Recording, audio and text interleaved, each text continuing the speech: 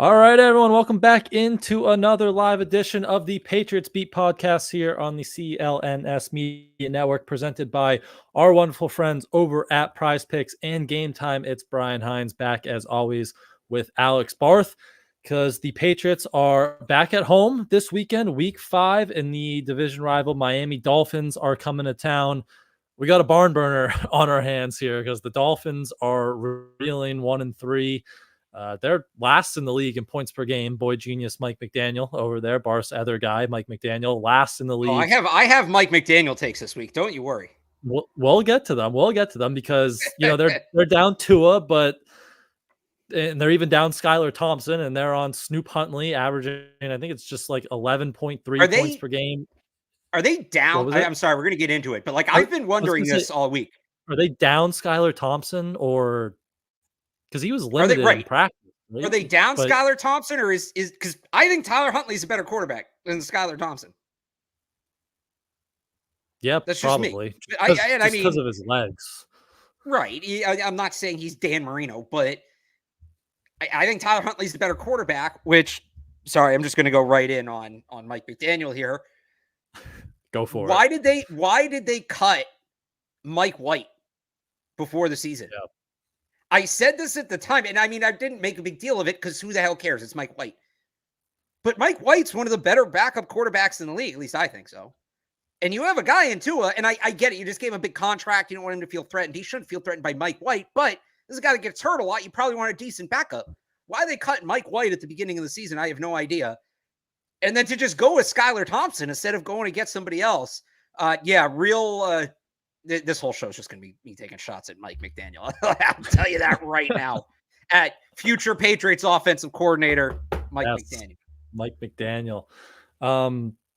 Yeah, kind of weird. Like when they signed Mike White, like it made a lot of sense because again, you have Tua, who's been injury prone a lot with the concussions, and now you're like, okay, you have Mike White, who's not one of the best 32 quarterbacks in the league, but like he's a guy who can kind of come in and steady the ship, you would imagine, in that offense. But they're off him. They've cut him. I don't even know, where did he end up? He's not. I don't know where Mike White is. With the Bills, isn't he? I think he's like the Bills' right? Third string. He's behind Trubisky even, so weird situation there. But he is. It is Snoop Huntley. That's American writer Mike White. Hang on.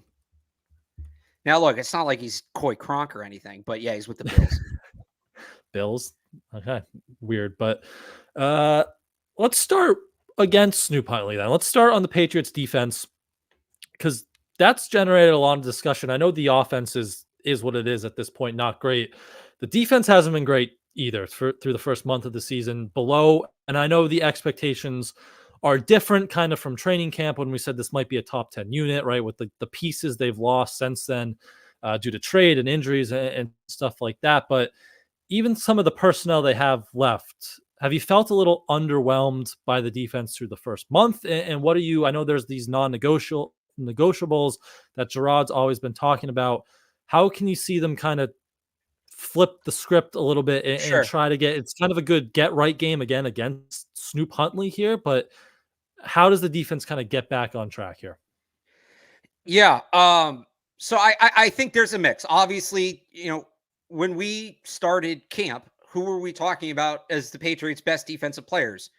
Matthew Judon, Christian Barmore, Juwan Bentley. I think I said Judon, right? Judon, Barmore, yep. Bentley, Duggar, Peppers.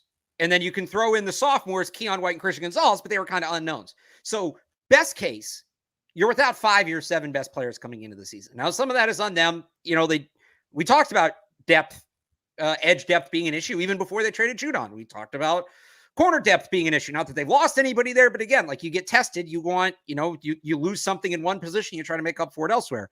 Well, but I also just lost Alex Austin depth and O'Shane Zimenez depth at both of those spots. So that is true. That is a good point. I would say on top of that, though, they're playing rather undisciplined defensive football, whether it's blowing the edge, missing tackles. Some of it is the calls too. They're playing a lot more cover 2 than they have in the past. But I do think if they played, I think it was DeMarcus Covington who talked about this today. And he was specifically asked about third downs, but I think this applies to the defense as a whole. there's a lot of times where the coverage holds up and the pass rush doesn't do its job. And there's other times where the pass rush gets there, but somebody's, running open in the secondary from the jump. So they're not playing complementary football. They're not playing fundamentally sound football.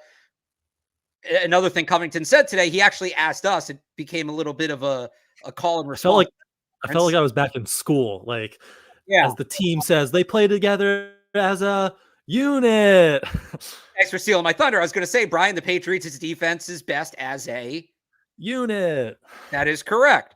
And it felt like the last 2 years, even though they had a lot of talent, they were better than the sum of their parts because of how seamlessly it all fit together.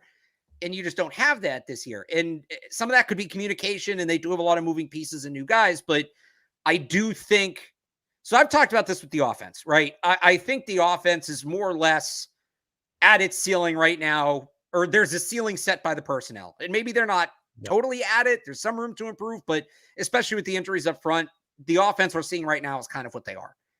I don't think that's true with the defense. I think the defense has a lot of room once they get the communication down, once they start playing more technically sound football, things like that. There is natural room for improvement without, there's some things they could scheme differently, sure. And things like that. But I think there's just a lot of room to improve simply by guys maintaining their assignments and playing fundamentally sound. It's not a do your job defense right now. It's not a 111th defense right now. And they need to get back to that, especially to bring it back to this week, especially against a guy like, where did Snoop come from, by the way? No disrespect to him. I just never heard him called that until this week. I think I don't know if it's like technically actually related or if it was like he just kind of grew up around Snoop Dogg, but there is a relationship between Huntley. No, but like Snoop when Dogg. did I knew that, but when did he start going by Snoop? I thought he kind of always has. First time I heard, maybe I missed it. I'll be honest, I wasn't super locked in on Tyler Huntley, but I don't Pro Bowler. Come on, his whole career Pro Bowl. That is fair, Pro Bowler Tyler Huntley, but Snoop Huntley, but especially against a guy like this that not just can win with his legs, but probably is going to want to win with his legs in certain situations. He doesn't have chemistry with these receivers. He just got there 3 weeks ago. He overthrew Tyreek Hill last week. I didn't know that was possible. But he's going to want to beat with his legs. First, he underthrew him, and then he overthrew him. So he's making up for it. Okay. Yeah. So, this is a guy that wants to burn you with his legs. In a game like this, I think the total's 36 points. That even feels high. You let him break off a 60-yard run, that could be the difference in the game. So they're going to need to be more fundamentally sound this week. Yep. And just going back to kind of like the expectations as a defense, where they are now and entering the season, how are you disappointed at all in the coaching staff? Because you mentioned they're playing more cover 2, right? They're doing a lot of things that look different than a Bill Belichick defense. And I think like you said it well too, like it's not a do your job defense. You mentioned the more cover 2, that's hurt their pass rush, I think, at times. The adjustments in game, they're not as sound. You have Jelani Tavai and your base defense as your middle linebacker, just getting passed on by Brock Purdy all day last week. So are you a little disappointed in the coaching staff that was, the defensive staff was really supposed to be the strength here coming into the year along with that unit and the players. So are you disappointed on that side of the ball from the staff as well here? Yeah, a little bit. I didn't think they'd stray as far from the Belichick defense as they have. Now, I wonder if some of that's personnel, but you mentioned a guy like Jelani Tavai. This is what annoys me is did he come here in 21 or 22? I can't remember. I think it was 21, right? 20. I've been giving this take like all day, and I never bothered to look up what year he got here. 21 was when Patricia kind of came back behind the scenes. So, and I think he brought them in too. So he comes here in 21, and they play him as an off-ball linebacker, and he wasn't good at it. Now 22, right? They reset, and he's playing on the edge, and he looks like a completely different player and played at a very high level and has continued to play at a very high level.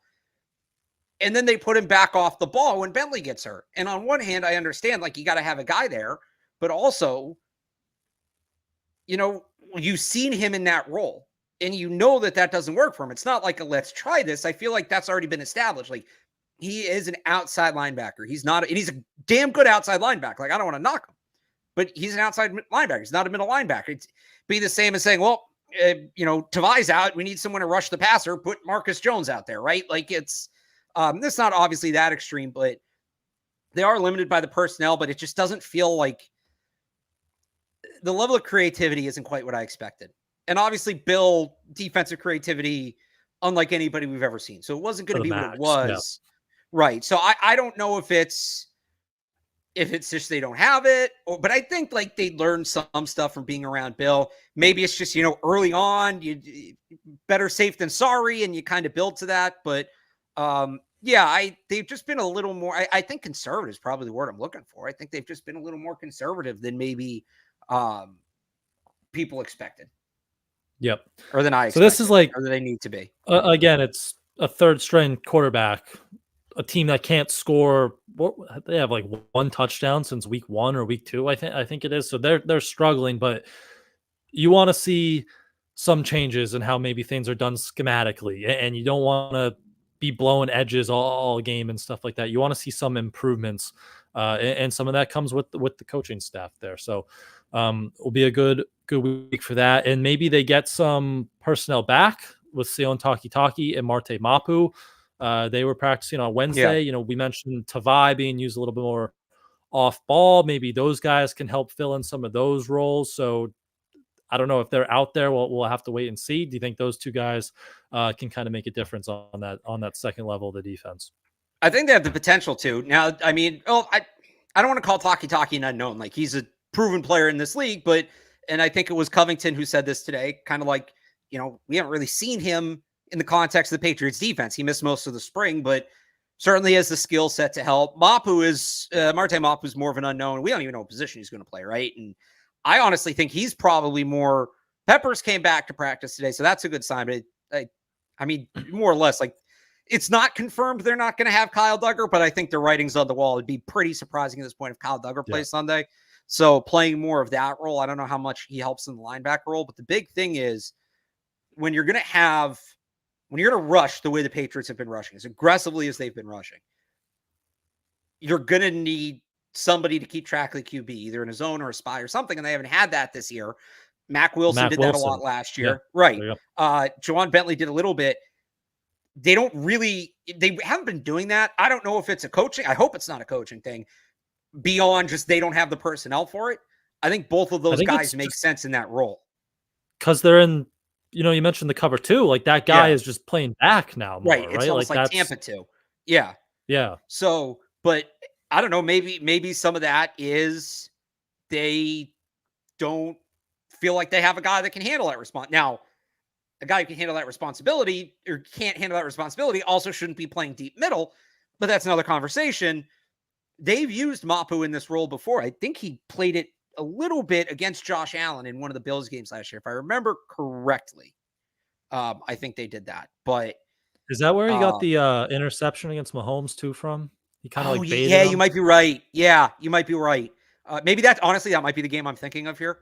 But last year all blends together, especially once we got into December and that part of the season. Seriously. But Taki can certainly handle that role as well. And that allows you to play Mapu back where Duggar is. But these are two guys coming back at positions where they really need not just bodies, but guys to play a significant workload. So we'll see if they're back this week. Like, Mayo and Covington were kind of cautious on whether or not they'll actually be back this week. Kendrick Bourne, I think, will be, just based on the way I am not reporting anything here, just me kind of putting together what's been said by coaches and players in press conferences.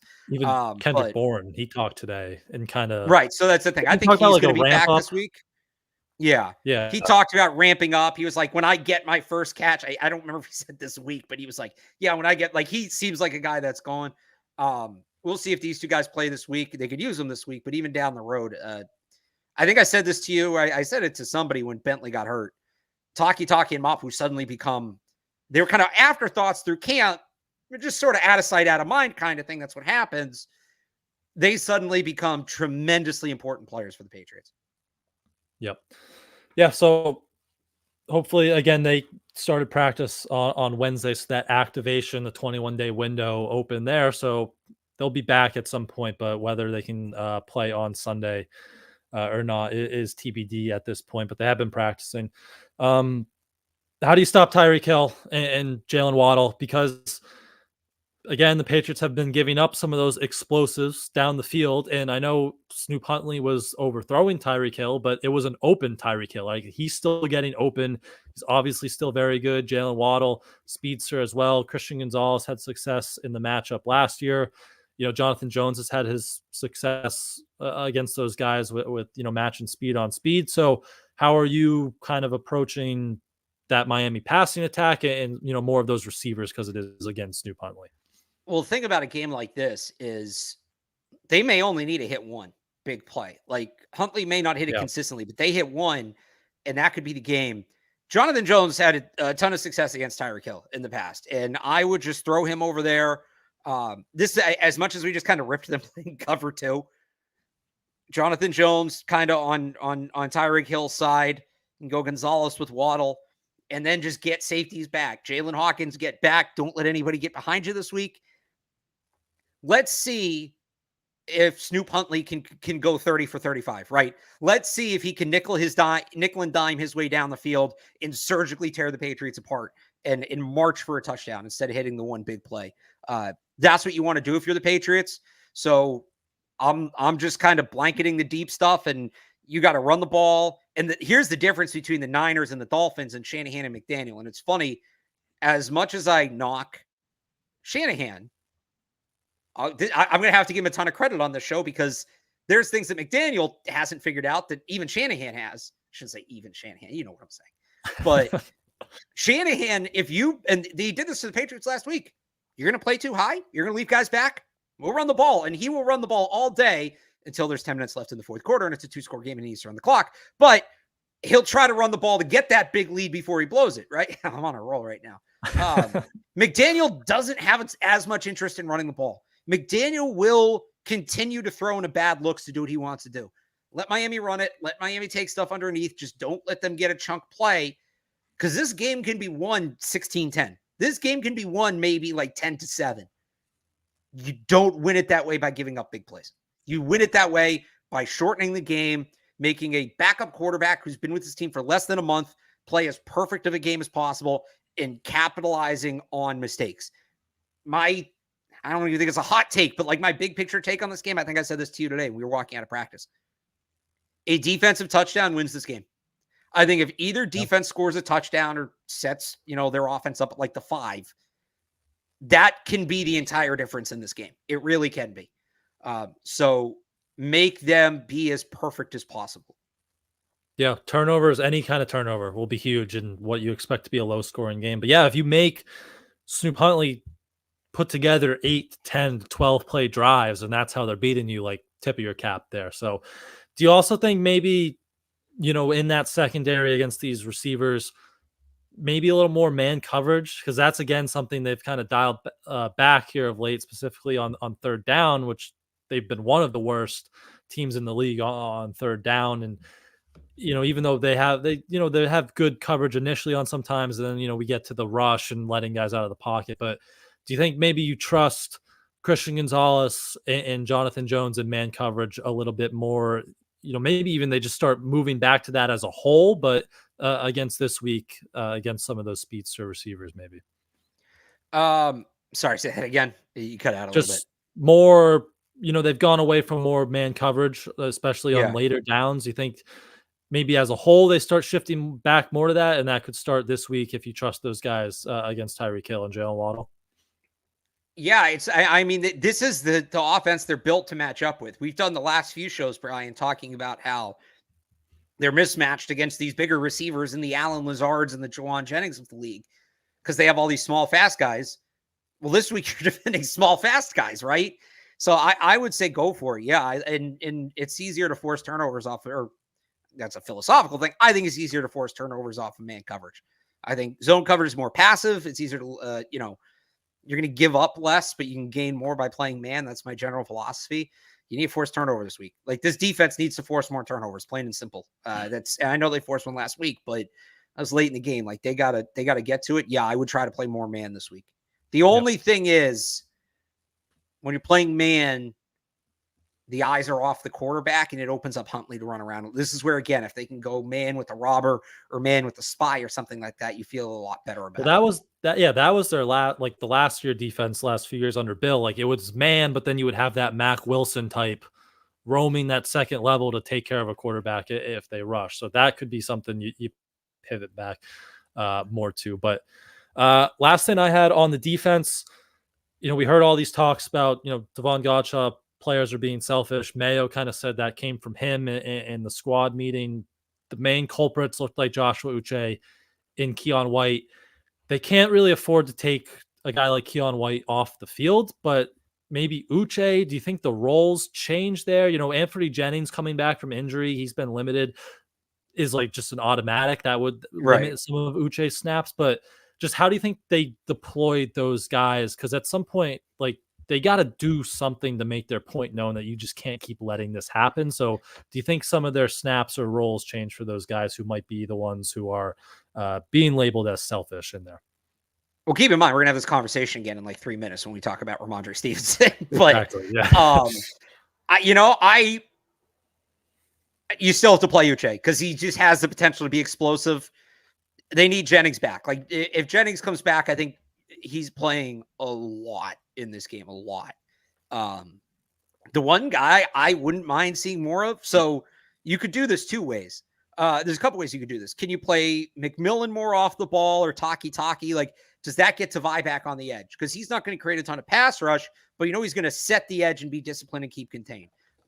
So you can get him back there by putting McMillan in the middle. Taki, if he comes back, you can put him in the middle. If the plan is just 1-for-1 at the edge, I know they gave Curtis Jacobs some run last week. Yep. I kind of want to see Christian Ellis play more on defense.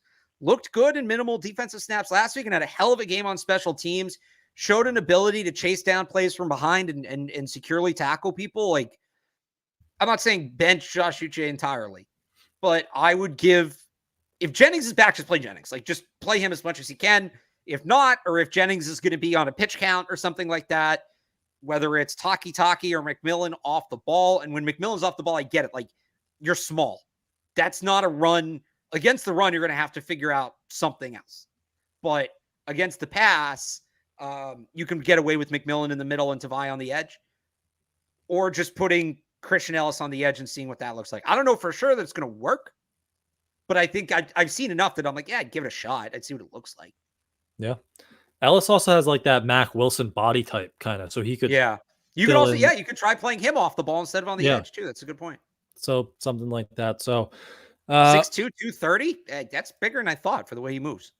Yeah, definitely. So he could factor into that equation too. Maybe if, Taki or Mapu aren't fully ready, or, even if they are out there, they might be somewhat limited in their first action here since last season. So we'll see over the defense, but good kind of bounce back opportunity again against Snoop Huntley and that Dolphins offense. Excuse me, that is averaging the lowest points in the league. But let's go over to the offense. And before we do that, I got to tell you guys about Prize Picks, which is the best place to get real money sports action with over 10 million members and billions of dollars in awarded winnings. Prize Picks has made daily fantasy sports accessible to all. You just pick more or less on at least 2 players for a shot to win up to 100 times your cash. You can make your picks in less than 60 seconds and turn your sports opinions into real money all season long on Prize Picks. Barth and I submit our Patriots lineups every game day, and you can join in. We'll have our Patriots Prize Picks of the week, as always, to end the show. Or you can extend it to the rest of the league with stars like Justin Jefferson, Saquon Barkley, Patrick Mahomes, and more. You can also get in on hockey starting soon, playoff baseball. Prize Picks has it all. And also, it's the only real money daily fantasy platform with an injury insurance policy, so your lineups stay in play even if one of your players gets injured. If your player leaves in the first half and doesn't return, Prize Picks keeps your lineup alive. So download the app today and use code CLNS to get $50 instantly after you play your first $5 lineup. Again, that's code CLNS on Prize Picks to get $50 instantly after you play your first $5 lineup on Prize Picks. Run your game. All right. We went 3 for 4 last week, right? I think we've gone 3 for 4 every single week. So should we just do 3 this week, or we might have to? No, I'm not back. No, you know what? I'm backing down. I'm not backing down. We're doing 4. We're gonna get this. But we'll do that. We gotta hit double-digit multiplier. That should Yes, be our goal. that's So the goal by the end of the season. we will do that. And So play along with us on Prize Picks if you want. absolutely. So stay with us. We'll have our picks. We'll go over the board there, but to end the show. But let's switch over to the offensive side of the football. What the hell's going on the offensive line here? Because David Andrews, I don't think we've done a show since the news for David Andrews we haven't. Officially broke. So he elected that surgery on the shoulder. So he's out for the season. So that puts Nick Leverett back in, who held up decently, on Sunday in San Francisco, didn't have any pressures. But then he's been limited all week with an ankle injury. We have Darian Lowe still limited at left tackle with Demontre Jacobs, who's, healthy, but we saw how that worked, as against Nick Bosa. You don't want to get on him too much. Tough situation for Demontre Jacobs there. Michael Jordan is kind of working his way back on the interior. Layden Robinson's dealing with 2 injuries now. So just what the hell's going on the offensive line, and how are you trying to, again, we're not figuring this thing out, but how are you trying to just patch the hole this week against Miami? Yeah, that's a good question. And was it Van Pelt today who said something along the lines of like, we're waiting to see who's available late in the week? Yeah. So yeah, I think there's truth to that. I think they legitimately don't know who they'll have available to an extent, at least like to a certain extent. Nick Leverett, I don't even, where do we, all right, left tackle. I do Let's think Vedarian Lowe's, let's go in order. It really is like, my goodness.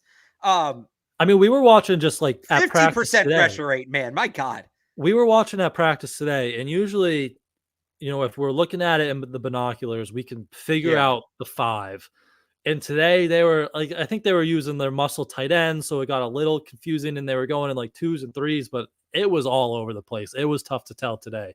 But start at left tackle. What's going on? I think Vedarian Lowe is going to be back. Left tackle, actually, at this point, is pretty simple. If Vedarian Lowe's healthy, it's Vedarian Lowe. If not, it's Demontre Jacobs. Yeah. Like, that's done. The guards are more confusing because it does still seem like they're invested in Layden Robinson. And I just think at this point in pass pro, he needs a little more work. And you now have City So, we think is healthy. If City So's not healthy, you have to play. It's Layden Robinson and Michael Jordan, and that's pretty clear. If City So's healthy, I know we started a season on practice squad, but Michael Jordan's been your best guard this year. And I don't think it's practical. It's relatively close. And that's not to say he's been great, but he's actually been a solid player. So if you can go Michael Jordan on the left, City So on the right, that to me is the best possible setup. But I would not bench City So. I know he didn't have a great week last week, but it's his first game of the year. Yeah. I would not bench City So for Layden Robinson at this point. I would not do that. He's also not on the injury report. So City. But I think he was. Oh, yeah, right. He's not. So they may just, and Layden Robinson is. So they may just really like Layden Robinson. But yeah, I think he needs more time. I'm not and I haven't been sold on him since the beginning. I thought they got a little too ahead of themselves with him at the beginning of the season after the Bengals game. I mean, it's going to be Nick Leverett at center if he's healthy. If not, Brian Hudson. Just the way Leverett talked this week, I would think he's okay. Yeah. I almost wonder. Van Pelt kind of too. Like, I know he said Hudson took all the snaps, first team snaps yesterday on Wednesday, but he kind of said, he was asked about how the communication now goes without Andrews because the center makes a lot of the checks and calls out the mics and the IDs and all that. And he said, Nick's got it. Nick's ready to go. Jacoby will take on a little bit more responsibility there. But, the consensus, how they talked, seemed like Leverett's going to be ready to go there at center. But Hudson, I'd imagine Hudson gets a practice squad elevation, Derek, just because he's your only other center ready there. But they might sign him. They're going to open up. So they have one roster spot open, right? They have one roster spot open. They're going to have another for Andrews. I would expect them not to make that move to at least Friday, if not Saturday. And then are they going to keep, what would it be, 7 receivers with Bourne? Yes. It's too many receivers. Whatever it is, it's too many receivers. I think. Yeah. So whether it's cutting Keyshawn Boutte, maybe KJ Osborne goes on IR. He hasn't practiced this week. Something like that. You're going to see it. You could see another spot open. You need a backup center, and maybe they just take it week to week. And it's like, all right, we don't need to sign this guy for 2 or 3 weeks, but couldn't hurt. It does make sense they're getting him snaps. The one thing you look at here is, remember, Andrews did have a ton of management days throughout camp. So Nick Leverett does have experience with this group, which is good. But he's got to be able to snap the ball. And something I'll be watching, not necessarily the bad snaps, because he was a decent center. He played well for the start of camp, and then it was kind of the last week and a half, the wheels fell off. But the one thing I noticed about him was he wasn't the snaps weren't like firing back there.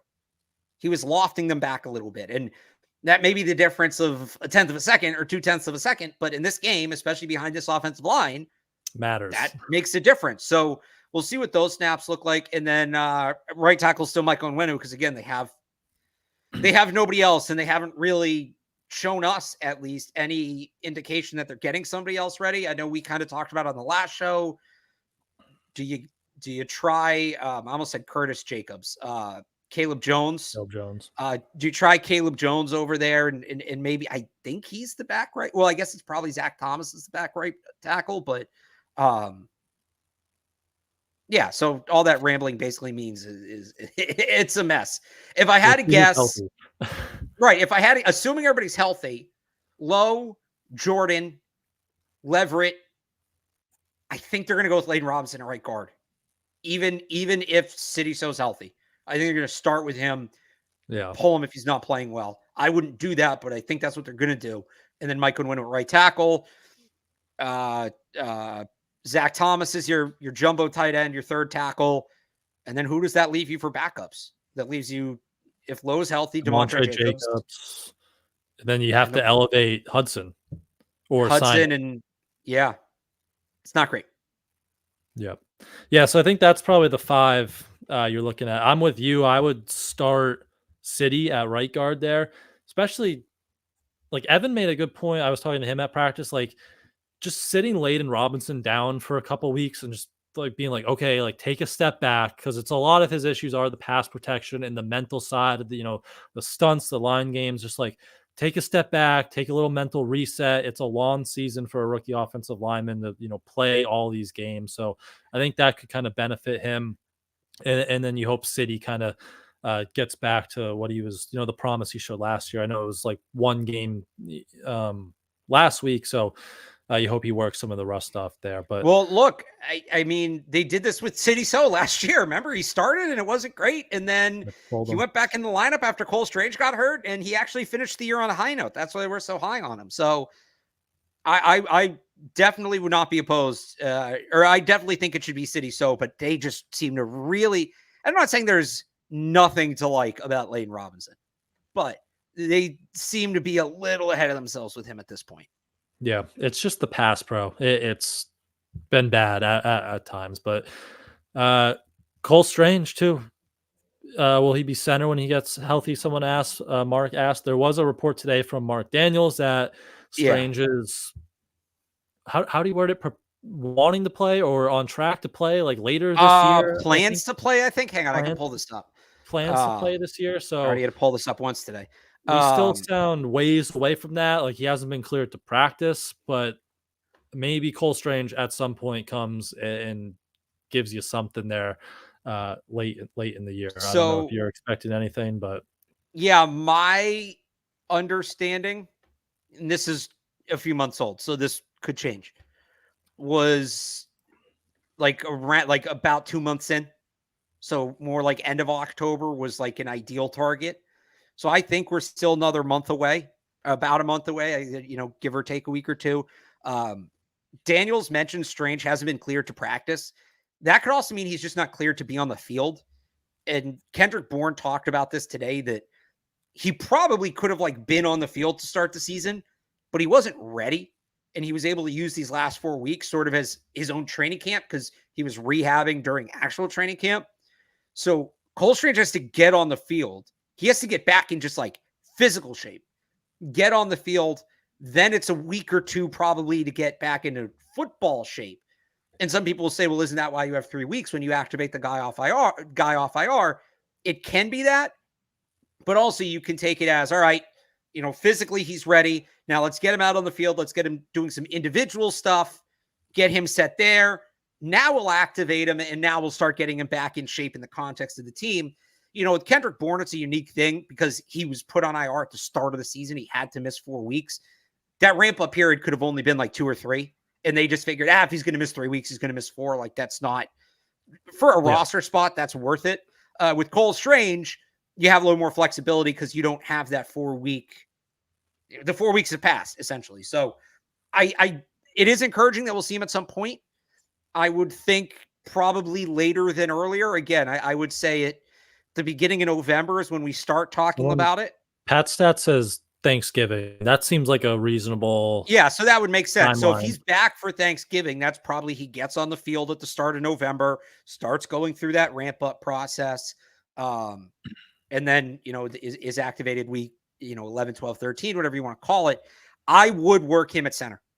Yeah. I would. They have guards they like. I don't think he's a tackle. I don't think he has the play strength to play tackle in the NFL, especially not left tackle, which is the position they really need. I would work him at center because you need a long-term answer at center. And they don't have one right now. I know they drafted Jake Andrews, but he's dealing with his own significant injury. So you don't know what his future is. Nick Leverett's a fine player. Maybe he becomes something, but he's only played, I think, 60 career snaps at center in the NFL. He was a guard before that. So you see with him, Brian Hudson, same thing, total wild card or total lottery ticket. And look, Strange at center is too. That's not guaranteeing it works, but if you're just kind of throwing things against the wall to see what sticks, you might as well throw as many things as possible. Especially because if we're talking, 6 weeks from now, you hope, and I know with the way it's going, like who knows, but you hope you could have 2 guard spots settled down between Michael Jordan, Sidney So, and Layden Robinson. You hope at that point you finally would have some continuity at the guards. Again, that seems like a huge ask with this team in the injuries, but maybe you don't want to disrupt some final continuity there at the guards, and now you could try working them out at center. But that's how the offensive line kind of looks. Jacoby Brissett will be behind that offensive line. Again, if it was up to me, I would be making the switch to Drake Maye this week. I know you feel differently still behind this line, but where are you kind of at with just Jacoby as a whole right now? Look, I thought last week was his worst game. I think he's sped up, and that's tough to come back from. Now he's a veteran, so he's a guy that can bounce back from it more than a young guy. We'll see what he looks like this week. But I've said this from the beginning. Jacoby Brissett's performance in a bubble should not impact Drake Maye's timeline. Whatever the plan is for Drake Maye, you stick to that plan. Like, Jacoby Brissett playing poorly does not make Drake Maye any better of a quarterback or any more ready. So, last week, originally I said, can you get your starting 5? And then last week it was, okay, well, how about this best 5 of what's left? And we've now lost 1, if not 2 of those guys, David Andrews, and then we'll see what happens with Caden Wallace, who hasn't been in practice this week. All I'm asking now, can you get an offensive line for 2 weeks in a row? Like, let 5 guys play together once. And then if we can get that another week, I'm ready to go to Drake Maye. That is how low the bar is. But I want some sort of comfort before you put him in. It's a 50% pressure rate. And I know people say Jacoby Brissett's holding the ball too long. Did he last week? Yes. For the season, Jacoby Brissett in PFF tracks what percentage of pressures are the responsibility of the quarterback, which is holding the ball. He is the 4th lowest percentage among qualified quarterbacks. I forget who's behind him, but 7.5% of all the pressures are on him. That's bottom 5 in the league. It's the line. And there's only a certain amount you can subject Drake Maye to.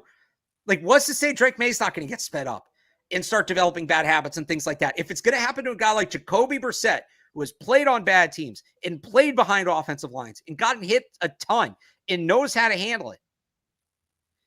I'll use a word Gerard Mayo used the other day. He talked about that Bengals win being unsustainable. Do you remember what we were saying about the offensive line after that game? Yeah, it was bad. They somehow still won, but it was bad because can you allow your quarterback to face that kind of pressure here and there? And can you allow your quarterback to face that kind of pressure consistently and pick up a win here or there? Sure. Can you allow your quarterback to face that kind of pressure and expect him to be consistent? No, that's not realistic. And I don't know why that's going to be any different for Drake Maye than Jacoby Brissett. Again, Drake Maye is going to run around. He's going to run away from pressure. Not all of it. Even if he eliminates 10% of all pressures, which is a lot, they're still like the 4th worst offensive line in the league in terms of pass pro. They're still historically bad. So, and I don't want this to get skewed into, I don't want Drake Maye to play this year. I don't want him to play for 5 years, right? You got to bubble wrap. Blah, blah, blah, blah.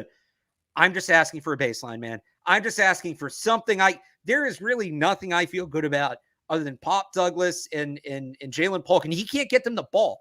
Like, I don't have one thing. When Drake Maye goes in and it's falling apart around him, what does he have to fall back on? What's the outlet? Right? Is it Rhamondre Stevenson? He can't stop fumbling. Is it the line? It's certainly not. So, like, give me one thing that he can hang his hat on when he goes in, and I'll say I'm ready to put him in.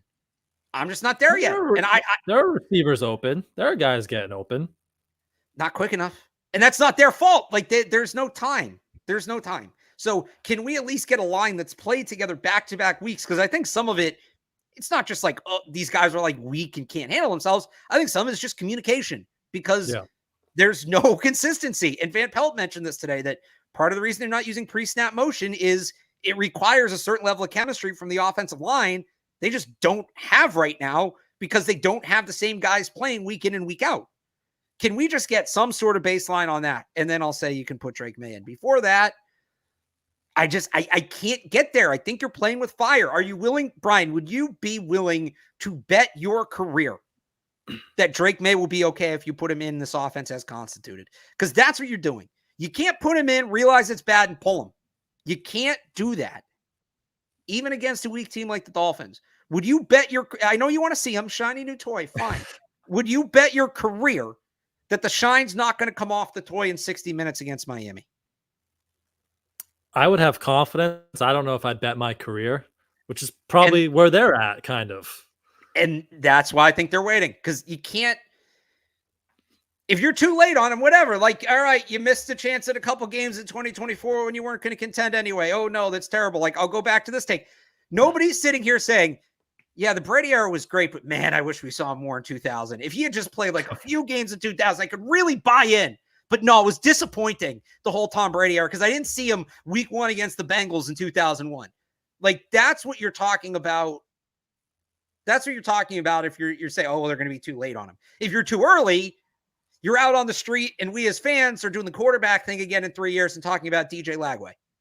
So I don't mind being a little patient. Now, I think that patience can cross a line, and when we get there, I'll call it out. But I don't think we're getting too close to that line just yet. Yeah. So that was like, where do you think that line would be? Because that was one of the things that I was kind of saying. You're against the full redshirt year, right? Like, you think he should play at some point this year? Yes. Okay. Here's the big picture take. I think there are multiple benefits to Drake Maye playing this year. One, his development, and he can develop behind the scenes. I'm with Fellover on this. He can develop behind the scenes, but there's another level when you get into the game. One, his development. Two, the development of the players around him. Guys like Jalen Polk, guys like Pop Douglas. 3, there's the benefit to the front office of seeing what he looks like within this system with these players, and it helps you plan out your offseason. Okay, maybe, we should focus more on this. Okay, maybe we don't need this as much as we thought because he's doing this. And then 4 is you get him to put some plays on tape that you use to show free agents. This is what we're building around. This is what we want you to come be a part of. And I guess here's where the line is for me, but it's kind of subjective. If he played right now, can he accomplish any of those 4 things? Yeah. Or can the team accomplish any of those 4 things? I don't think so. Just because of the line, you're saying? Yeah. I don't think you're going to accomplish any of that to a reasonable degree. I think you can get there, but I don't think you can accomplish any of that right now. So there's my line. He needs to be able to show he needs to have more than 2 seconds to throw the ball. He needs to not be getting up off the turf. Again, literally every single play, not literally, 49.6%. I don't want to pull a Cam Neely and say 64 when it's really 62.5. I'm going to be fair there. 49.6%, not half the time, but close to it. Yeah, that worries me. And can we get that? I've talked about a baseline. Can you get that pressure rate under 40? Yeah. Can the star running back, can the best playmaker on the offense go a game without fumbling? These are not big asks. These are boxes you can check soon, but they got to check them before I feel comfortable. So, like I was saying, the offensive line might not get better. There's no big savior coming. Now they might get healthy, and maybe some of the rookies take a step forward, and it makes you feel more comfortable about them. But it's not going to get better. Well, no, it can get better, but it's not going to get good. Yeah, so you're waiting for it to get a little bit better. I'm waiting for it to get better. I understand it's not going to be good, and I don't need it to be good. I just need it to literally not be the worst in the NFL in the last 7 years. Yeah. That's my ask. Can you not be the worst offensive line in the next gen stats era? Because for the people who are waiting for it to get good, it's not going to happen this year, and you're just never going to see Drake Maye. So if you're saying I don't want to redshirt him, but I want the line to get good, those two things can't coexist, and you might as well just play Drake Maye. I think you've made it. Yeah. I've tried to be clear about this. I know people get this take mixed up. I don't need the line to be good because it's not going to be good. But can it be better? Does not mean good. It's the same thing where we talked about the best 5. That doesn't mean good 5, but they're by definition, right? If you have, what's a food you hate, Brian? What's like a generally accepted bad food? A bad food? Oh man. Yeah. I don't know. I'll just put a lot of food. If you have 3 plates of crap in front of you, there has to be a best, right? You have pickle pizza. Bro, thank you. If you have pickle pizza, the stupid Caesar salad pizza, and that weird pepperoni pizza he gets that isn't fully covered, one of those has to be the best by definition. That's basically what I'm saying. Can you find your... I'm probably going with the weird pepperonis if that's me. I don't know. I don't want salad on a pizza. I don't want pickles on pizza. Can you find your odd-shaped pepperoni pizza of an offensive line? There you go. Yep. Someone said that, what the hell is a pickle pizza? Clearly not following Mike Kadlick. Clearly not following Mike Kadlick on Twitter there. So go do that. But yeah, I think it's a fair point. That's probably where they're at. They don't want to put him out there and he's going to get killed. So it'll be Jacoby. I agree with you. Last week, there were signs of this, him holding the ball and against the Jets. And then I think it kind of really boiled over against San Francisco last week, and he started turning the ball over, which again, in one of these low scoring games, you can't have turnovers in this week if you want to win against Miami. So that will be a big thing for Jacoby and Rhamondre Stevenson as well. And we talked about maybe discipline on the defensive side of the ball with some of those guys on the edge who are being called selfish.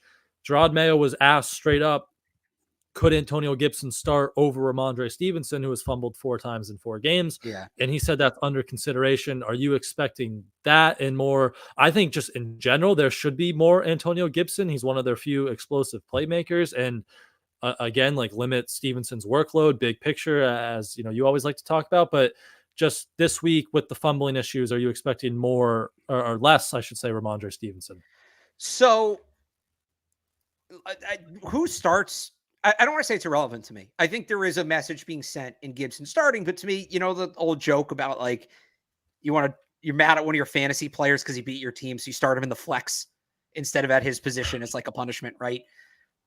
If it's Gibson starting and then Stevenson gets 5 series in a row, I guess message sent, but you sent the message and then you didn't do much. And what I would do is I would still start Gibson. I don't mean to knock that. I think that's the right call because it's worth sending that message. I don't want to belittle that point. I actually think it's worth sending that message. And maybe give him the whole first series. Right. And that's a start. Well, my other thing is what if he fumbles again? So we talked about this, I think, on Monday, right? That they're kind of in between a rock and a hard place because they want to be a run-first offense. Stevenson is their best playmaker, but he also keeps turning the ball over. The other thing is Gibson's not a volume back. He never has been, and I don't think you can give him 20. It may be this week you can, but long-term you can't. And I would also Gibson is not known for his ball security as right. well either. So And you can't just keep him out there fumbling with Rhamondre on the bench. I would elevate Kevin Harris this week. And I would yeah. kind of equally distribute it between Stevenson, Gibson, Hasty, who actually didn't run bad last week either, but not a volume guy again. But I would equally distribute it between Stevenson, Gibson, Hasty, and Harris and see what it looks like from there. And if Stevenson fumbles again, he needs to sit the rest of the game. That's another reason I'd elevate Harris. So you still have 3 backs. Rhamondre Stevenson's next fumble, that should be it for him for the game. And I'm not saying cut him or anything like that, but he's putting him in a tough spot. And it's not like that one last week. What kills me about that fumble was it's not like somebody made a great play on the ball and it's like, tip your cap. Those guys get played too. He has the ball outside his body crossing the line of scrimmage. Like, it's just not good ball security. And he knows it. I don't think he's like immune. I don't think he's ignorant of this. But I would elevate Kevin Harris. I'd split it equally between 4 backs. Yep. Gibson's at like 29% of the offensive snaps through the first month. High? Here. Wow. Oh, snaps. I thought you were going to say carries. Sorry. That's about right. Snaps about right. 29% of snaps, which I think that just in general should be higher. Again, because he's one of your more explosive players just in general, and you need that boost to the offense. So especially this week, to try to send some of that message to Rhamondre and take him off. I would like to see a little more Gibson there. And yeah, Kevin Harris, bring him up as well. Could give you another kind of bruiser back. That makes sense. As well there. But Miami. Oh, yeah, you go. No, go ahead. Finish your thought. I was going to say, like, Miami's run defense has been pretty solid this year, right? Like they got Calais Campbell. He's still doing his thing in the middle. Zach Sealer is a good player in the middle there as well. So they might have issues running the ball. And you assume, as everyone does, they're going to stack the box in blitz like the Jets and the Niners have against this offense. So I don't even know how much they're going to be able to run the ball, but Gibson can make a difference in the pass game. You saw the explosive 50-yard catch. I know that was in garbage time last week, but that's just kind of the what he can bring to your offense. So I like more Gibson just in general there. Yeah, I do too. They used a little bit of pony last week for the first time. Yeah. I'm always, pony means 2 running backs on the field at the same time, 12 or 22 or whatever you want to call it. But like running backs, not a fullback. They're not 12, 21 or 22. I'm all for 20. I actually really like 21 personnel. I think, especially with a guy like Gibson, who's more advanced than the average running back as a pass catcher. I wanted them to do Ty Montgomery last year. That can be a good way to keep defenses off guard. And right now they just need, even if it's just something extra to think about, even if they're not doing anything overly complex with it, it's something else you have to have, keep in mind as a defense. Something like that, I think, would be big for them. Yep. All right. Lastly, on the offense, we'll touch on the receivers very quickly. Kendrick Bourne was in that group who came back to practice this Wednesday. He seemed like the one we were saying earlier that could actually play. And KJ Osborne hasn't practiced all week with a shoulder injury, so maybe that that was someone you expected him to eat into his snaps anyway, and that seems like a good 1-for-1 swap there now with the injury. So. Are you expecting much from KB in kind of his first game back, and just what else are you trying to see from the pass catchers there on Sunday? So, I mean, obviously I'm hyped to see Kendrick Bourne. That's my guy. And that injury, I mean, that sucked last year because he was playing so well. And I'm excited to see him. I think the thing I'm most interested with Kendrick Bourne, obviously just like how he looks on the knee. Sometimes these things, it takes an extra year to be fully healthy. But Brian, we've talked a lot about, can they use more pre-snap motion, more jet sweeps, more end arounds, like these creative scheme touch things. And we're kind of waiting for them to do that with Pop Douglas. They don't seem interested in doing that at this point. Kendrick Bourne is a good scheme touch receiver. He is a guy that you just get the ball in his hands in space, at least before the injury, he can make stuff happen. Like, I come out first play, jet pass, little pop pass, Kendrick Bourne. See what that does. That would be my first play out of the gate if I was Alex Van Pelt on Sunday. I want to see if they use him that way. I know he can separate down the field, and I'm sure they'll use him there too. He's going to be in kind of a new role, right? He played the Z in the old offense, but I think with the way Jalen Polk is playing right now and the lack of production from Tyquan Thornton, I think you got to put Bourne at the X on the backside. Yep. And there's potential there for him. I don't think you're I know I always rail against guys playing out of position, but I think in that context, Bourne will be okay. That's a rare example where you at least give it a shot. I'm excited to see what he can do. Rotate him and Polk between X and Z and enough back and forth to make it. You can move him back and forth. That's a good point. And then, just with Polk, can he build on that game he had last week? Like, it should be Bourne, Polk, and then when they're in 11, Pop. And that should, I don't need to see Tyquan Thornton. I don't need to see Kayshon Boutte. I don't think KJ Osborne's going to be active just because it's very rare that a guy doesn't practice Wednesday and Thursday and is active. Even if he is active, I don't need to see a ton of him. I get everybody there. Javon Baker, who I don't need to see Javon Baker. I don't even know if he's going to be active now. Yeah, Van Pelt said today it's just like super talented, but it's the little details. So he's going to get the Foxboro flu soon. That's what that sounded like. But it should be those three, and that's a pretty solid receiver group. You got to have time to get him the ball. I don't mean to keep harping on it, but yeah, those guys can get open. They can create separation. And I think that's a big thing with KB coming back, especially, as they go to this quick game to mask the offensive line deficiencies. Like KJ Osborne and Tyquan Thornton were just wearing coverage way too often in, the short and intermediate areas of the field. And that's a part of where Kendrick Bourne can get open. So that'll be helpful. And then I want to see more of those trust deep shots to Jalen Polk from Jacoby.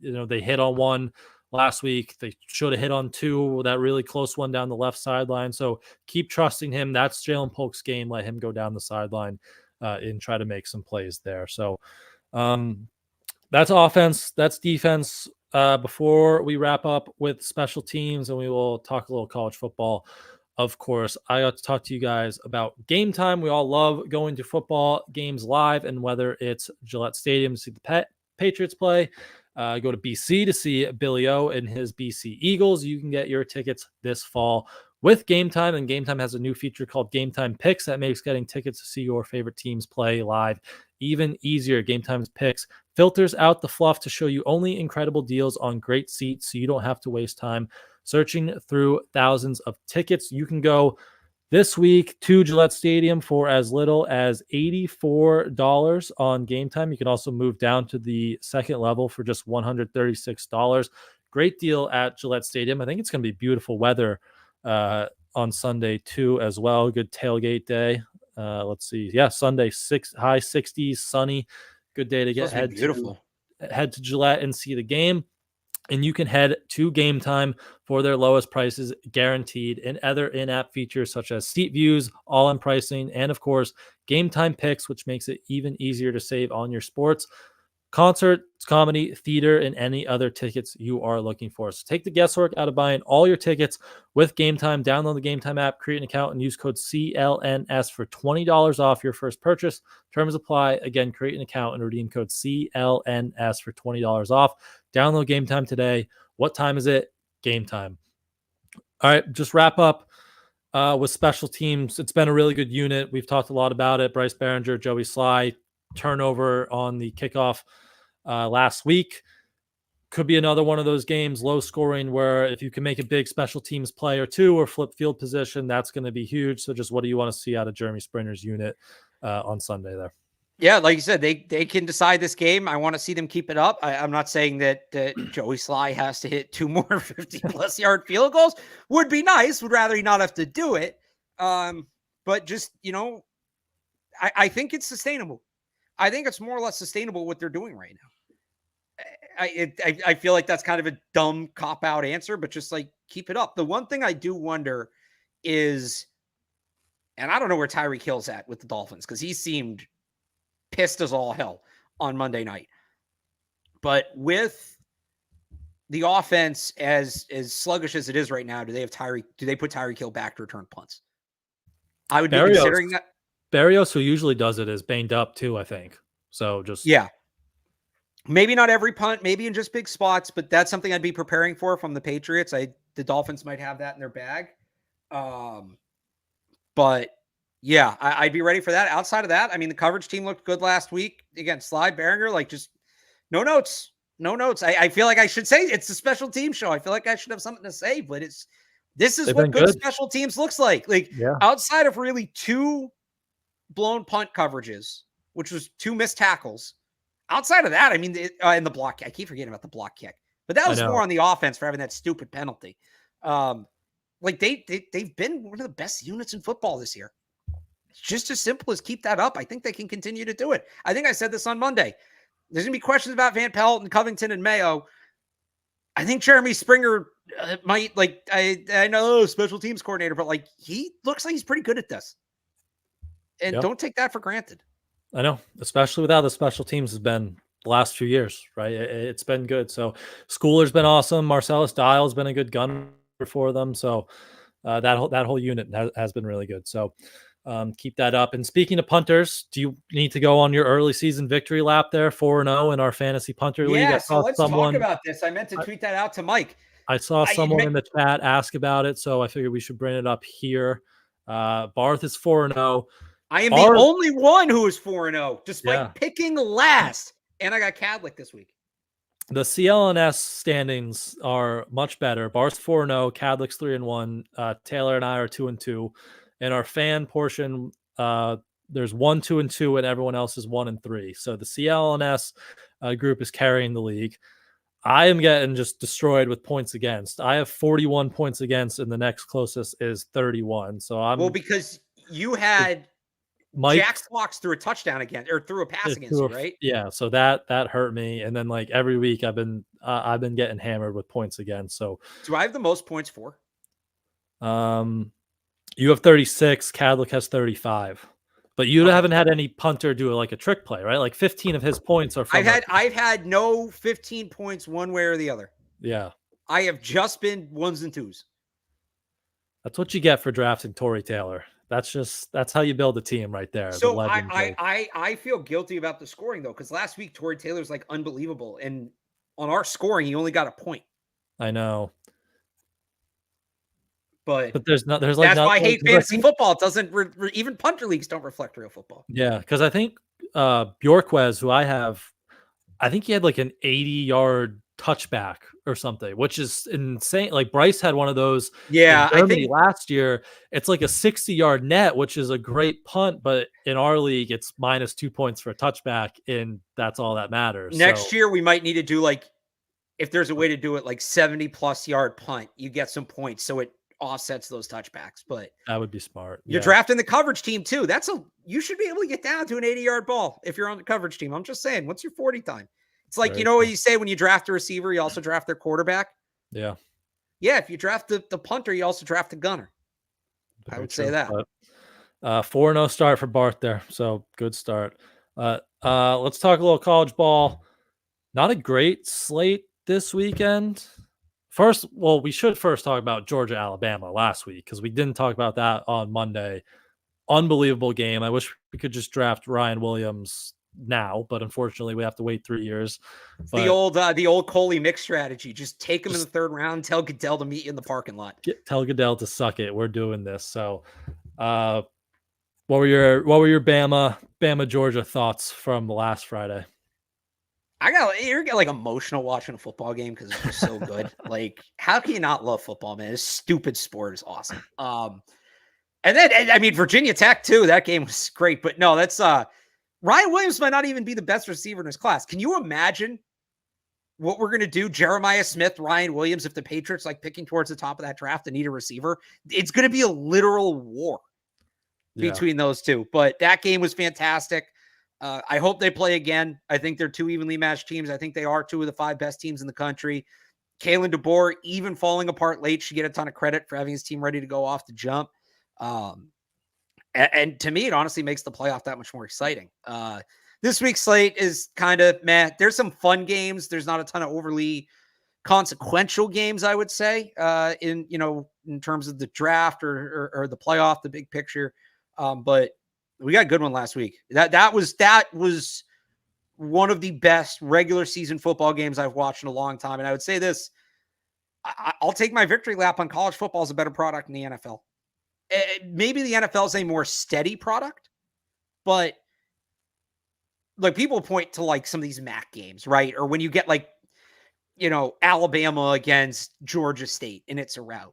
Hey, Tuesday night Maction is special. Okay. I love Maction. So sometimes those like small school games are actually really good, and you just don't like it because I'm saying like the NFL people, because they're not sexy names and they're not draft prospects, but it's still all football is good football, y'all.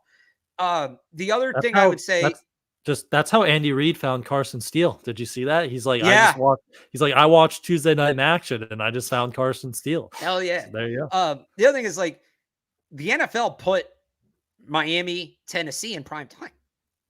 With college football, there hasn't been one window this year where I'm not like, I have 4 screens going when I watch college football. There hasn't been one window this year where I can't fill at least 3 of them at once with a dramatic ending. And you just don't get the NFL. You have less options. The NFL also just feels like it's the same game over and over and over. There aren't that many truly unique game scripts where you get those more in college football. I still think college football is a better product. Maybe the NFL, it's like a higher technical level of ability, but it's so much more entertaining in college. You also have the environment of it all, the culture, the passion of it. That's where I'll take my victory lap on this one. That's what, I don't know if you listen to David Andrews' podcast, but he was obviously watching the game as a former Bulldog. And he was like, after listening to Bill for, 10 years, he's like, I watch college football and I'm like, man, that game just sucked because of how sloppy it is. And, guys are missing tackles. But if you just if you're not analyzing it and you kind of take a step back and just watch as a fan, like that was tremendous, especially that Georgia game. So fun stuff. But yeah, not a overly fantastic slate this year. I don't even know I think both Campbell and Banks are on bye this week, right? If we're on our offensive tackle watch. That does sound right. Cause I'll have something up hopefully tomorrow. I got to see if I can get it done tonight. If not, it'll be up Saturday on a number of draft prospects. We'll talk tackles. We'll talk receivers, some other guys. They're both off this week. So no tackle watch. You do get, I know. Ariante Ursary has USC at 7:30. That's a good game. Yep. Tet McMillan. You get Tet McMillan against Texas Tech. Actually, the game of the week, Luther Burden against Texas A&M, who both I think, is it Texas A&M who both their corners are projected top 100 picks, but they're not draft eligible yet? I'm not sure. I forget if that's Texas question. A&M. I know they have at least one like high level corner, but I don't think he's draft eligible this year. So you got a couple games that are relevant. Also just start watching centers. Probably not a bad idea. I also just want to watch Ashton, does Boise State play this week? Yeah. Ashton Jeanty. If you're not familiar with this guy, his like over under for rushing yards is 191.5. And that's like a realistic number for him. He has 845 yards through really 3.5 games because he got benched at halftime. One of them was a blowout. So yeah, there's some guys to watch. I'll answer this. I am leaning Kelvin Banks right now a little bit. Will Campbell, I was looking at the numbers today. I'd seen them all individually, but I added it all up today. 5 penalties this year, 4 false starts. Doesn't mean he's a bad player, but when the margin's this thin, you're going to look at stuff like that. And Campbell's had a bit of a penalty problem to start the season. Yep. I watched his game against, I went back with the Thursday night, the long weekend. I watched him against South Carolina. And I mean, their edge rushers are dudes. Yeah. But the arms, that's the arm length. That's going to be so interesting. Like that's the first thing that kind of stands out. Like, so that's going to be really big to watch. Well, so the benchmark is 33 inches. It used to be 34. And then Rashawn Slater came along and everybody was like, nope, this guy's too good. Short, it's 33 now. Yeah. What? So he was short Slater at the time. Short arms. Yeah. At the time, he was under what was the accepted threshold. But they were like, and I think it was like 35 at one point. And somebody came in at 34 and they were like, and he was just like unbelievable. So like, all right, it's 34 now. Then Slater came along like, all right, now it's 33.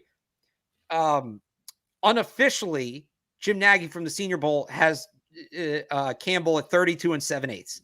If teams are really that infatuated with him, they'll move the benchmark again. I don't doubt that. Now, there'll still be questions about, do you want to take him or does that put Banks over him?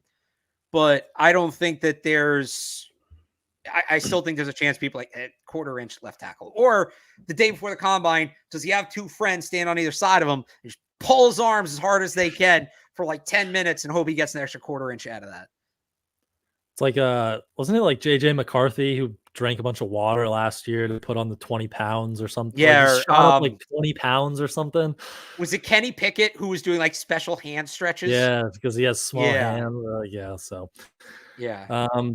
we'll save that arm length talk. That'll be 4 months, probably even longer at this point, from December to April or whatever. So we'll get in that. I think we're going to be getting into it. Time. The people want it. I think we're going to be getting into it. Yeah, plenty of time to evaluate that. But let's wrap up very quickly. We'll do our prize picks of the week here. If I can find our banner right there. What we thinking? Jacoby Brissett has his usual lineup entries. Do they have, I forget, is there college on there? We want to screw around with Ashton Jeanty? I'm not seeing college. All it right, might whatever. just be what do we got for the because Patriots? it's on Wednesday and they do them a little later in the week. Oh, that makes sense. Yeah. For those games, or it's Thursday. I'm all over the place with the days of the week here, but Jacoby Brissett, 158.5 passing yards, more or less, 26.5 pass attempts. Jalen I think Polk, less on that. I think they're going to run the crap out of the ball. So 26.5 pass attempts. We can go less. Yeah. Jalen Polk, if they get 20, behind, maybe yards. What was yards like 180? 158.5. I still think maybe less on that. Then the yards? Yeah. 158.5. I don't know. You pick. I think they're going to run. So we should take one of Jacoby Brissett, the less 26.5 pass attempts sounds like a lot. All right, so let's go less there. Jalen Polk, 26.5 receiving yards. I don't want to touch anything receiving. I just think they're gonna. What do we have? Can we get like Gibson yards? Maybe if Gibson plays more. Unfortunately, everything else right now is they have just touchdowns for players. So Gibson touchdown, Polk touchdown, Rhamondre touchdown. What are they for the Dolphins? Dolphins. I was liking. They have Snoop Huntley over or more or less than half a interception. Do we think they can pick him off? Yeah. Oh yeah. All right. So we'll go more on. Where'd that just go? More on Snoop Huntley over half an interception. Tyreek Hill, 48.5 receiving yards. You go Snoop Huntley, 197.5 pass plus rush yards. Pass plus rush. Okay. Yeah, that caught me. Or his pass yards is 159.5. What's his rush? Or is it not there? 35. Well, I guess it would be. I think he's going to run a lot. Do we trust them to be better about containing the edge? I think they will be better this week. Okay. I think it's been such a point of emphasis that they're going to be a little bit better this week. They're going to clean we don't have the Caleb Williams square anymore, do we? No, it's October. Unfortunately not. Oh, so if we're going to do 4, we have to do a real 4. This is tough. We could do a TBD because I do like Gibson's yards if that gets thrown in. All right, so we'll pencil in Gibson's yards. We'll put that in. Do we want to do one from another game? Oh, we have to do one from another game, right? Well, we have the Dolphins, so it's just 2 teams. Oh, it's teams. So we could do that 3, or we could pick. Well, it's like the game of the week. Let's make this a thing maybe where we pick one in like whatever the game of the week is. Oh, it's probably Ravens Commanders, right? Or no, that's next week. Is Ravens Commanders. Yeah, but that game's next week. That's not this week. What's like the Sunday night game? Sunday night is actually Saints Chiefs, or Saints Chiefs is Monday night. That's a good game. Cowboys Steelers Sunday night. It's got to be one good game on the slate. What do we? Ravens Bengals, Cards Niners, Bills Texans, good game. Oh, Bears Panthers, Bryce Young Bowl. What do we got in Bears Panthers? Let's make a pick in the Bryce Young Bowl. Bears. Caleb Williams, 215.5 passing yards, 31 pass attempts, 236.5 total yards. You could do some fantasy scores. Roma Dunze. I hate those. I don't know what the scoring is. Yeah, we got to figure out if those are PPR or right. not. What do they have for Dalton? Andy Dalton. Let's see. 217.5 passing yards, 32 pass attempts, 20 pass completions, 4.5 rushing yards. I kind of like the more there. We think the Red Rifle can get out and scramble for some yards there? I would do that, or even passing yards. I mean, they're gonna be chucking that thing. Do they have DJ Moore? Do they have DJ Moore? Yeah. What do they have for DJ Moore? DJ Moore revenge game. 54.5 receiving yards, 4.5 receptions. He's had so far 4.5 receptions might be the play. So far this year, 5, 6, 8, and then he had 3 last week. But maybe more DJ Moore reception. Did you see the clip the NFL shared this morning that 10 years ago, a guy named DJ Moore scored a touchdown for the Bears against the Panthers? It was like a safety who had a pick 6. No, I did not. It's wild. Let's go DJ Moore. Let's go DJ Moore receptions. Let's throw that in there. Let's have some fun. All right. That's a random one, but so 3 picks for now. We might add Antonio Gibson yards in there. We'll see. We tweet these out Sunday a little before game time anyway, so you guys can follow along. But for now, we have Jacoby Brissett less than 26.5 pass attempts, Snoop Huntley more than half an interception, and DJ Moore more than 4.5 receptions on Prize Picks. That's a 5-time multiplier for now. So a $5 wins you $25. That should go up once we get Antonio Gibson in there. We'll again see his yards. So use code CLNS on Prize Picks, play $5, get $50 instantly. It doesn't even have to win, but we're feeling good about our lineup this week. So that's just extra earnings in your pocket there with Prize Picks. Again, code CLNS. And we will again tweet that out on Sunday before kickoff if you want to play along with us. So thanks everyone for tuning in with us tonight.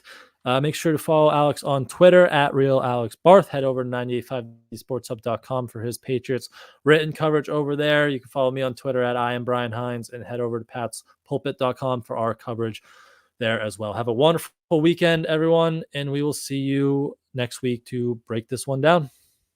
Bye.